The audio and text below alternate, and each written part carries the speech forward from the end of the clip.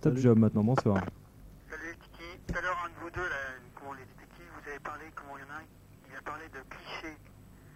Et est-ce que l'image qu'on donne des détectives dans les bouquins ou dans les films, les trucs comme ça, est fidèle à ce que vous êtes réellement? Pour toi, c'est quoi l'image d'un détective? Bah, je sais pas comment tu vois... Vas-y, donne-moi 4 signes distinctifs d'un détective. Bah, je sais pas comment regarde, le mec déjà qui couche dans son bureau tout seul avec... même pas de secrétaire, tu vois, tranquille, qui se fait des affaires, qui vient, comment là... Tu vois, tous les clichés du genre, tu vois, dans le genre. Donc un type qui fait que ça de sa journée, qui ne vit que par ça. Voilà, exactement, le mec... Et qui couche dans son petit boui-boui avec un petit réchaud à gaz, bouteille à gaz et puis... sa bouteille de whisky à côté, tu vois. Voilà, là, ah oui, la bouteille de whisky, là. Évidemment, la bouteille de Bourbon. Alors, c'est quoi? Oui, moi je crois que ça correspond assez bien, même si c'est un petit peu caricatural, c'est un peu ça. Mais c'est un peu comme toutes les sociétés qui débutent, hein, c'est un peu la galère. Et puis, bon, détective, c'est un mec qui est généralement seul, et effectivement, ça peut être ça. Ça peut être aussi le luxe, hein. Il y a certains capitaines en Paris, c'est le luxe complet. Il y a des ascenseurs, il y a beaucoup de pièces, il y a du matériel, ça peut être aussi autre chose. Ouais. Et est-ce que ça vous est jamais arrivé de tomber à deux détectives sur la même affaire? C'est arrivé, oui, c'est arrivé. Généralement, on s'en aperçoit. Hein. C'est pas qu'on se reconnaisse, parce que bon, on est trop pour se connaître, mais bon, ouais, ça peut arriver. À ce moment-là, on prend le numéro de voiture du collègue et on vérifie que c'est effectivement un collègue. Et puis, je sais pas, où on prévient ou on prévient pas. Ça dépend de l'affaire. Voilà. Et ça vous est déjà arrivé de prendre des coups dans la tête par des mecs bah, ça nous arrive comme ça peut arriver à toi, hein, ça nous arrive dans la rue, mais pour notre travail, en règle générale, non, parce que si on s'aperçoit que la personne sait qu'elle est suivie, on appelle ça être grillé, donc quand on sait qu'on est grillé, on décroche, hein, on laisse tomber 15 jours, puis on reprend la personne 15 jours après, quoi. Mais sinon, ça peut nous arriver en étant dans la rue, comme tout le monde, même si on est en train de travailler, mais on n'est pas plus exposé que les autres. Et vos rapports même avec la police, les flics, vous n'avez jamais d'accrochage sérieux avec eux à part... D'accrochage, il y a des cabinets qui sont bien avec les flics, c'est un peu comme tout le monde, hein, il y a tout hein, dans les cabinets. Bon, il y a aussi le côté flic, il y a pas mal de flics ratés ou d'anciens flics, des choses comme ça, donc effectivement, eux collaborent, il y en a qui ne collaborent pas du tout. D'accord. Et vous êtes spécialisé en tout, quoi? On est spécialisé en tout. C'est-à-dire, enfin, spécialisé pas dans un truc précis. Ça veut dire par là que, par exemple, est-ce qu'il existe des types de détectives qui se sont fait les dents sur certaines affaires et qui préfèrent rester sur ce type d'affaires parce qu'ils sont plus... ils sont plus faits pour ce genre d'affaires. Parce qu'ils ont une expérience... Oui, spécialisée, oui. C'est ça. En quelque sorte. Ouais. Bah nous, enfin moi personnellement, dans les sociétés, oui. C'est-à-dire qu'il y aurait en gros un peu comme il y a chez les Toubib les généralistes et puis voilà, c'est ça, l'ophtalmo, etc. Quoi. Ouais, je pense qu'effectivement c'est le cas. Ceci dit, bon, c'est pas inscrit sur la pub, hein, donc le client il va venir nous voir pour différentes enquêtes. Bon, si on n'est pas compétent en la matière, on va la donner à un autre collègue. On va pas envoyer le client à quelqu'un d'autre, mais on va la faire faire, on va la faire sous-traiter, quoi. Et ça arrive assez régulièrement. Bien souvent, là, il n'y a pas longtemps, on nous a demandé des numéros d'hélicoptère à faire identifier. Moi, j'ai pas su faire ça. J'ai donné ça au cabinet Gilles qui m'a tout de suite fait ça dans la minute. Et comment on fait pour identifier les numéros d'hélicoptère? Ouais, sur un hélico. Il faut avoir affaire à des autorités officielles. Ouais, et pareil pour des tuyaux. Les numéros minéralogiques aussi. Pareil, oui. Il faut avoir des relations, c'est ça. Sinon... Parce que oui, logiquement, c'est pas possible, quoi. À part officiellement. Et donc, il faut que ça soit officieux, quoi. Ah ouais. Officieusement, il faut qu'il y ait quelqu'un qui file les tuyaux. Ouais, et ça se monnaie, ces tuyaux-là, ou c'est par sympathie? Non, ça se monnaie. Tous nos services sont monnayés. Hein. Tout, absolument tout. Les services qu'on rend, les services qu'on a. Malheureusement pour vous, mais heureusement pour... Non. Moi, je dis heureusement parce que même si on connaît bien un flic, par exemple, parce qu'on a eu l'occasion de travailler avec lui, parce que c'est un ancien détective, parce que n'importe quoi, et puis que bon, lui, il pourrait nous faire nos identifications comme ça, faut mieux les monnayer parce que déjà, c'est moins chiant pour lui. Lui, comme ça, il a l'impression de donner des trucs pour quelque chose. Et puis, on peut lui demander 10 numéros d'un seul coup, et puis ça le fait pas chier. Enfin, ça ressemble un peu à un pot de vin, même. C'est pas un pot de vin, c'est un échange de services. Mais tout notre travail, c'est ça, parce que à ce moment-là, le pot de vin, il sera aussi au niveau du client. Le client nous demande un renseignement et c'est aussi un pot de vin qu'il nous donne. Tout est commercial dans notre travail. Oui, d'accord, mais enfin, quand c'est vénal et officieux en même temps, c'est pas loin d'être du graissage de pâtes, quoi. Je sais pas si c'est des grossages de pâtes. Cela dit, moi, j'ai pas jugé ces gens-là s'ils ont la possibilité de le faire. Ouais, moi je crois qu'un gars qui est bien placé, que ce soit dans les PTT, que ce soit flic ou n'importe, enfin qui est bien placé, qui travaille là-dedans, bon, pour arrondir ses fins de mois, si on lui donne 10 sacs par numéro identifié, bon, bah ça lui fait 10 sacs. Et puis, de toute façon, ça peut pas nuire à quelqu'un ça lui retire rien. Ses coordonnées par rapport à un numéro minéralogique. Enfin, j'ai pas trop l'impression. Voilà. Et en parlant de pot de vin aussi, ça vous est jamais arrivé qu'un mec que vous suiviez ou autre que vous surveillez, comment s'aperçoit qu'il a été découvert et qui vous donne un petit pot de vin comme ça pour faire l'affaire? Non, je te dis, moi, le cas de figure normalement ne peut pas exister, puisque si on s'aperçoit d'une manière ou d'une autre que le gars sait qu'il est suivi, on laisse tomber. Donc normalement, ça n'arrive pas. Ceci dit, c'est peut-être arrivé, je pense que même c'est certainement arrivé qu'une personne... Il y a des clients des fois qui nous demandent d'insister lourdement sur des affaires. On leur dit on est grillé, le gars sait qu'il est suivi, bon ça les dérange pas, il faut 4 véhicules derrière, 3 motos, 2 voitures, allons-y. Et puis bon, effectivement le gars sait qu'il est suivi, on fait du gin-canal en Paris, c'est marrant. Dans ce cas-là, peut-être qu'il y aurait un pot de vin possible, je sais pas. Mais sinon, en règle générale, ça peut pas arriver parce que dès que c'est grillé, on décroche. D'accord. Bon, c'est tout. En tout cas, c'est pas mal. Ok, bien.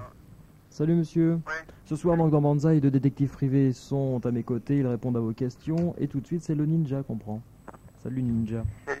Ninja en noir. Les ninjas, ça aurait fait de très bons détectives privés parce que selon la mythologie asiatique, ils avaient le don de se déplacer sans bruit. C'est des criminels aussi. Oui, c'était aussi des criminels, mais enfin, ça aurait fait de très bons détectives. Est-ce que les détectives sont criminels aussi? Bah oui, et justement, j'ai reçu une fois un courrier il y a à peu près un an. Je sais bien qu'il y a cette émission ce soir. Que j'avais reçu un courrier de détective, d'agent secret, je sais pas quoi. Secret. Et les mecs, détective, mais c'était vraiment le courrier confidentiel et je sais pas d'où ça sortait. Les mecs me proposaient du matériel, etc., de détective. Mais vraiment des trucs louches, je sais pas, les magnétos pour passer, qui coûtent à travers les murs, des conneries comme ça, tu vois, des micro-espions, enfin... J'avais vraiment reçu ça, il y avait carrément des catalogues. Et c'était pas une erreur? Je sais pas, il y a eu 2-3 lettres comme ça, mais vraiment le courrier... C'était un mailing d'une société qui pensait s'adresser peut-être à un cabinet des détectives privés? Je sais pas, mais en plus c'est des trucs qui coûtaient relativement cher, tu vois, le moindre des magnétomalettes, des conneries comme ça coûtait quoi, 7-8 000 balles? Ah d'accord, mais il existe des entreprises comme ça, spécialisées dans ouais, faut croire, parce que moi j'ai Je sais qu'à Paris, il y a une entreprise qui fait des micro-espions, des choses comme ça, hyper puissants. Ah ouais, il y en a plusieurs. C'est même pas... Enfin, il y a des entreprises, elles distribuent, mais sinon les constructeurs, des IFI que tu connais, Toshiba, il y a ça aussi. Ils font dans ce genre de matériel. Enfin, mais là, ça doit surtout servir dans le cas d'enquêtes industrielles, des choses comme ça, je pense. Ça sert dans toutes les enquêtes, en fait. Ouais. Si on a besoin, pour une raison ou une autre, d'entendre une conversation, on peut effectivement utiliser ce genre de matériel. Concrètement, vas-y, cite des choses que tu as utilisées déjà. Ce que j'ai utilisé, c'est des micros, Et quel genre de performance a un micro, par exemple? Ça passe à travers le béton? Si on veut d'aller d'une pièce à une autre, c'est impeccable. On le met dans une pièce, dans un faux plafond par exemple. Ça dépend des cas de figure. C'est un micro HF? Non, FM. C'est du micro FM. FM, ouais. On appelle ça HF. Ils émettent sur la bande FM. D'accord, sur la bande FM. Ouais. On peut capter dans une autre pièce, à 100 mètres généralement, toute conversation qui se trouve dans une pièce. Bon, l'écoute téléphonique aussi, mais enfin ça on n'en parle pas trop parce que c'est pas autorisé. Non, écoute téléphonique je connais pas. Ah non, on connaît pas, non. Excusez-nous. On n'a pas le droit de faire ça je crois d'ailleurs. Non. C'est ce qui est plus simple en fait, c'est pas très dur de faire une dérivation sur des câbles. Moi je suis pas au courant en tout cas. On n'est pas. Voilà. Et puis je voulais savoir aussi si un vieux de 60 ans peut être détective ou s'il faut quand même avoir une certaine condition physique, être un peu sportif, mais de haut niveau, pratiquer un peu des sports de combat, etc. Moi je dirais qu'un vieux de 60 ans c'est bien, ça passe un peu partout, c'est comme un jeune de 15, ça passe un peu partout, donc c'est ça qui est bien. Ceci dit, au niveau sportif, de toute façon si t'arrive un problème, sportif ou pas... Ça dépend du genre de travail que tu as à faire. Il y a des détectives qui sont en garde du corps, donc ils vont pas prendre un vieux de 60 ans par exemple. Mais vous avez pas utilisé des sports de combat, etc. non? Ouais, bon, ça arrive. Moi, j'en ai utilisé un, ouais. J'étais moniteur de boxe française. Bon, ça m'a jamais servi dans mon travail. Hein. D'accord. Voilà, exactement. Ouais, ou sinon, une dernière question. Est-ce que c'est plutôt... Vous arrivez quand même bien à vivre avec votre métier de détective? On peut arriver à bien vivre, oui. Il y a des gens qui vivent beaucoup moins bien. Mais en règle générale, si tu te défonces bien, tu peux arriver à gagner ta vie. Ouais, d'accord. Et vous faites à peu près combien d'affaires par mois? Enfin, aussi... Oh, on peut pas compter en affaires par mois. Mais il y a des affaires qui durent 3 mois, comme il y en a une qui dure 2 jours. Ah, c'est ça que tu veux dire? Ouais, ça arrive. C'est ça, ouais. Il y a des affaires qui durent 3-4 mois. Ils sont assez rares, c'est de l'industriel hein, uniquement. Et puis tu as des affaires, effectivement, des enquêtes qui durent un coup de téléphone et puis c'est tout. Ouais, par exemple, disons que je vous demande de suivre ma femme, ça va mettre combien de jours pour voir, disons que je la soupçonne d'être avec un amant? Ouais, bah ça dépend déjà si tu la soupçonnes à tort ou à raison. Et puis en fonction de ça, ça dépend où elle est, ça dépend ce qu'elle fait, son emploi du temps, ça dépend quand elle peut rencontrer cette personne, si c'est le soir, le matin, etc. Et puis en fonction de ça, on va essayer de tabler sur une tranche horaire et de la suivre pendant cette tranche horaire. Bon, on verra ce que ça donne. On va la suivre une fois, 2 fois. Si on n'a rien, on va changer de tranche horaire. Et puis, t'as plus de complètement de planter et puis on n'aura rien, quoi. Le temps, c'est ça. Si effectivement tu as raison, on va le savoir assez rapidement, donc ça ne durera pas longtemps. Ah, d'accord. Et sinon, la plupart du temps, les flics vis-à-vis de vous sont plutôt négatifs ou ils sont prêts... Bah, quand tu dis ce que tu es, moi je le dis pas en règle générale. Hein. Quand Ouais. je suis en pointe quelque part, le mec il me dit sortez vos papiers, je sors les papiers. Qu'est-ce que vous faites là? J'attends quelqu'un, point final. Ah, d'accord. Moi je suis particulier, j'aime pas vraiment les flics, c'est pour ça que j'ai pas de très bon rapport avec eux. D'accord. Et sinon, bon, la dernière question, après j'arrête. Les types de particuliers qui viennent vous voir, bon, pour les amants, etc., Oui. c'est quand même la plupart du temps le bon ingénieur qui gagne bien sa vie ou ça peut être le petit facteur Bah ouais, il faut être honnête, en règle générale, c'est le bon ingénieur qui gagne bien sa vie. Oui. Ouais, C'est vrai parce qu'on est cher, Mhm. et puis c'est normal. Bon, les tarifs, on va Voilà, la moyenne des tarifs. on va en les gros. dire, ouais, en gros, un cabinet, il prend de 200 à 300 balles de l'heure. Bon, là-dessus, il paye son gars, bien sûr, hein, il paye le gars qui fait l'affaire. Bon, si c'est lui qui l'a fait, il a tout pour lui. Et bon, en gros, on est payé du kilomètre quand on fait des filatures. On est payé, selon les cabinets, ça va de 1 franc 50 à 4 francs, quoi. En gros, c'est à peu près la marge par kilomètre. Ouais, c'est relativement cher. Ouais, c'est pour ça que ça s'adresse à des personnes. Ceci dit, il y a une arrivée de suivre des 2 chevaux et puis des choses comme ça. Hein. Il y a aussi tout. Hein.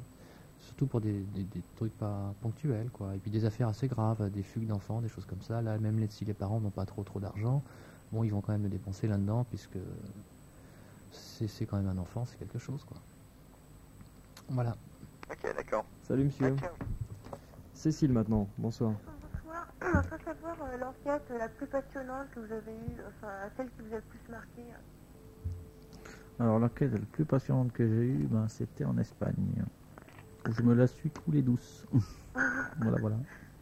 Pourquoi? Mais Parce que ben, c'était sur la plage. Ah ouais, d'accord. Alors, T'enquêtais peinard. sur la consommation des Esquimaux sur la plage où Non, lui il a bronzé. non, j'ai suivi une femme pendant 15 jours sur la plage et j'étais peinard. Et c'était pour une fin de contenu ou bien Bah, pour savoir si elle était seule ou pas, voilà. Ah ouais, d'accord. Et dans les cas comme ça d'adultère, parce que c'est ce qui revient souvent là, depuis tout à l'heure, combien de fois sur 100 membres de gens soi-disant cocus, il y en a qui sont réellement cocus? Est-ce que Bah, les gens généralement, se trompent souvent? ouais, il y en a à peu près 50-50? Oh non, plus que ça. Parce que généralement, les gens qui font appel à nous, Ils ont déjà des doutes certains? voilà, ouais, parce que bon, Ouais. c'est cher, donc Il reste plus que les preuves à l'appui. voilà, s'ils font appel à nous, ils sont vraiment, enfin, il y a 90 sur 100 de chances Ah oui, d'accord. qu'ils y sont. Moi, j'ai jamais eu de, enfin moi personnellement, je dis 90 sur 100, mais moi j'ai jamais eu de quelqu'un qui n'était pas cocu. Ouais, moi je dirais, je suis un peu plus modéré, je dirais 70, quoi. 70% des gens qui sont effectivement... À la limite, le mec il doit être déçu quoi, quand il s'aperçoit qu'il est pas cocu. Bah, il est Non, déçu, il l'est pas. pas. Moi j'ai eu dernièrement une enquête. Bon, c'était une nette qui était enceinte et puis c'était une enceinte, mais elle n'était pas mariée avec ce mec-là et elle voulait savoir si, je sais pas, son petit bébé, enfin, ça voulait se rassurer, quoi, savoir Ouais. si le mec il était vraiment fidèle. On a fait une enquête. Moi je l'ai fait pendant une semaine. Bon, effectivement, le gars n'a absolument rien à se reprocher. Il a même été seul pendant 2 jours parce que la nette s'est barrée. Bon, il a été très très calme. Et bon, elle était très contente en fait de nos rapports en lui disant que le gars restait chez lui, quoi. Mhm. Et le genre d'enquête qui revient le plus souvent après les trucs de cocu, c'est quoi? Ouais, je t'ai dit, bon, il y a 15% cocu, hein, je dis bien 15%, c'est-à-dire que ça fait pas beaucoup. C'est pas beaucoup. Bon, sauf des cabinets qui sont spécialisés dans Paris, qui font que du cocu, il y en a aussi. Non, bah, en fait, je veux dire, c'est pas non plus péjoratif, ça peut être marrant, quoi. C'est assez péjoratif, un détective. Bon, Moi, je suis pas contre parce que ça m'aide à travailler dans la mesure où si on sait qu'on est détective, bon, c'est pas... Non, mais je veux dire, c'est moins grave qu'en fait de savoir quelqu'un avec cocu, c'est moins grave que d'avoir une affaire, je sais pas, d'espionnage industriel, des choses comme ça, ou des sociétés qui se posent des questions quant à l'honnêteté de leur personnel, je sais pas, ce genre de choses, c'est même beaucoup moins grave. Ouais, mais c'est un travail plus intéressant de faire des enquêtes comme ça que de suivre des mecs ou des nénettes, ils sont en train de baiser, toi t'es en bas dans ta voiture, c'est pas drôle, quoi. Ouais, bien sûr. Et puis c'est vrai qu'on s'en aperçoit parce que ces enquêtes-là, enfin pour du cocu, on les file aux nouveaux arrivants d'un cabinet, quoi. Donc, parce que c'est plus facile aussi. C'est pas plus facile, c'est d'ailleurs ça qui est assez paradoxal, c'est que ces affaires qui sont dures parce que le gars est méfiant, alors qu'en industriel il n'est pas méfiant. Donc il est dur à filer, il est dur en enquête, le gars va devenir méfiant, il va pas téléphoner n'importe où, il va se méfier, il va se retourner. C'est des affaires qui sont dures à faire, ceci dit, bon, ils sont pas spécialement intéressants. D'accord. Ouais, ta question c'était quoi, ouais? Ouais, c'était pour savoir le genre d'enquête qui a, enfin, à part les trucs de cocu, qui revenait le plus souvent bon, en général. Alors donc, il y a 15%, et puis après on sépare 50-50. Le reste des 15% reste, donc il y a 50 privés, 50 industriels. Alors les industriels, c'est enquête avant embauche, c'est concurrence déloyale. C'est par exemple un représentant qui va se mettre à son propre compte et qui va démarcher sous l'effigie de sa société, mais prendre des clients de la société. Voilà. Donc ça fait vraiment partie. J'en fais beaucoup d'affaires comme ça, moi. Et ça fait vraiment, on en fait beaucoup de ces affaires. Il n'y a pas de recours pour une société dans ces cas-là. Non, mais ce qui se passe, concurrence déloyale. Ouais, il y a de la concurrence déloyale. Il y a des articles qui sont prévus pour ça. Et puis il y a bien souvent des détournement de fichiers. Bon, il n'y a pas. Ah oui, d'accord. Voilà. Bon, et puis si on peut arriver à prouver que le gars, démarchant pour la société, s'est pris un client pour lui, bon, ça, au niveau de la société, on peut faire concurrence déloyale, il n'y a pas de problème. Puisqu'il est payé par la société. Bon, au niveau encore société, il y a donc enquête avant embauche, c'est à peu près tout. Bon, sinon, il y a des cas particuliers, des sociétés qui nous demandent des trucs un peu bizarres, mais enfin, ça, c'est vachement marginal. Ça vous est déjà arrivé de refuser comment une enquête, parce que ça vous paraissait louche, c'était vraiment... Ça nous arrive, ouais, ça nous arrive, parce que pas mal de la profession se sont fait piéger par des journaux. Il y a des journaux très bien intentionnés qui nous ont fait faire des enquêtes, mais c'était pas des enquêtes objectives vraiment, quoi. Il y a un gros cabinet à Paris, qui est à Neuilly même, qui s'est fait piéger par le journal Déclic. Bon, ce qui s'est passé, c'est que moi je connaissais bien le gars qui a fait l'enquête, hein, pas le directeur du cabinet, bon, je connais aussi, mais le gars qui a fait l'enquête même. Bon, ce qui s'est passé, c'est que il suivait une nénette, et puis la nénette, ça s'est changé. Elle a mis une perruque, elle s'est changé de vêtements, etc.